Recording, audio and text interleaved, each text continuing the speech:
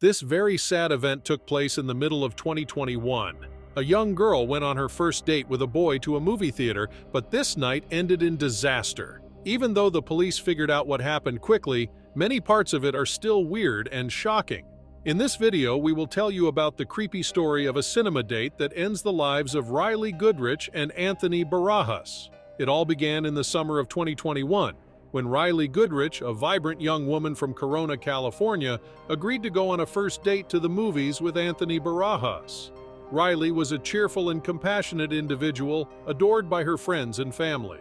On the other hand, Anthony had gained quite a following on TikTok, where his humorous videos entertained nearly 1 million subscribers.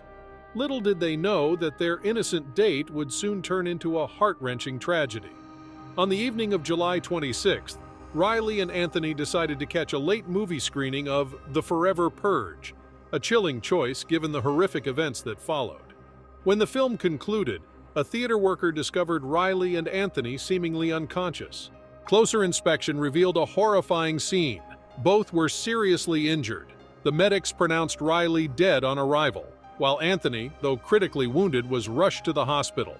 Unfortunately, Anthony was pronounced dead in the hospital. Investigators found that both victims had gunshot wounds to the head, but the scene provided no immediate leads. The only concrete clue was the 6 tickets sold for that showing, suggesting the assailant was among the remaining 4 viewers. A day after the incident, the police arrested 20-year-old Joseph Jimenez. Bizarrely, Joseph himself had called the police, claiming he was being chased. When officers arrived, they found him with a gun of the same caliber used in the theater crime. A search at his residence led to the discovery of Rylee's wallet, strengthening the case against him. Joseph's friends, who were also at the theater that night, painted a disturbing picture of his behavior. He reportedly acted suspiciously, mumbling to himself, and even revealed to them that he had brought a gun. Instead of alerting authorities, they left the theater, which sparked controversy. Anthony succumbed to his injuries in the aftermath, and Joseph faced additional charges, including murder. This development carried the possibility of the death penalty. As investigations continued, a grieving community held a candlelight vigil outside the theater in memory of Rylee and Anthony. Their lives were cut short in such a brutal manner. Joseph, realizing the gravity of his situation, confessed to the crime but argued that he had been diagnosed with schizophrenia.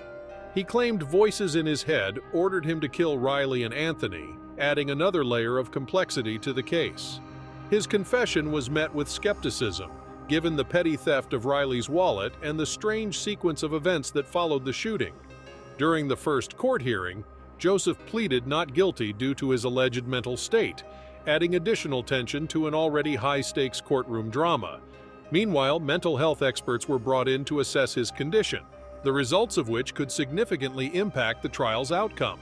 The tragedy left a profound impact on Corona's close-knit community. Friends, family, and followers of Rylee and Anthony flooded social media with heartfelt tributes, expressing their grief and disbelief over the senseless act of violence.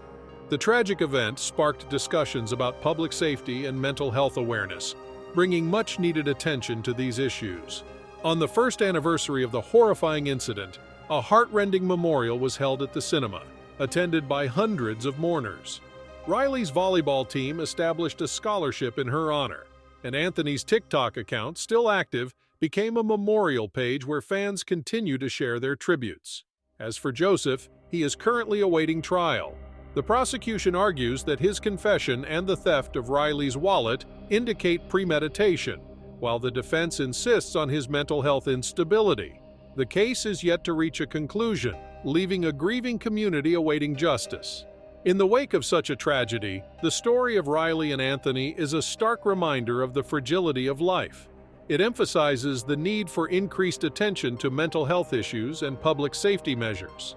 Thank you for joining us today. For more such impactful stories, don't forget to subscribe and hit the notification bell. We'll be back soon with another captivating tale. Until then, stay safe and take care.